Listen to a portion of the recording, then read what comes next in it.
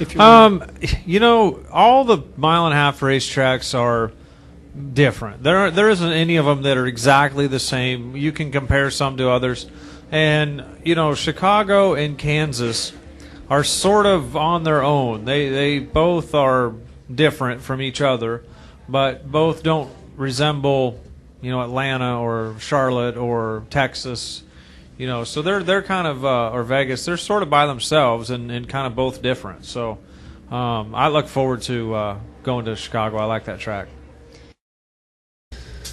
I think it compares to a lot of our intermediate tracks in theory. Obviously, there's a lot of bumps and things that are different. The back straightaway is round.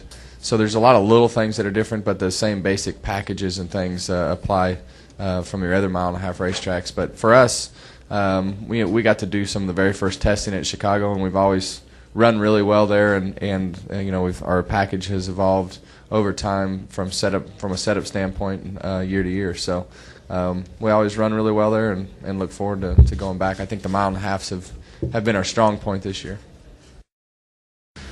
Yeah, Chicago is. I mean, Chad has asked me since I won in California for my first race if we could win in his home state so we could experience that.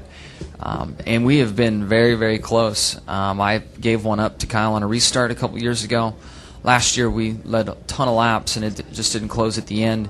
Things get away from us. So I feel that we've got a good chance there and certainly hope to. You know, it's nice to cross off these tracks, you know, on the tracks I haven't won at. So I'd love to try to beat Jeff at something, and I know he's sitting there waiting for one.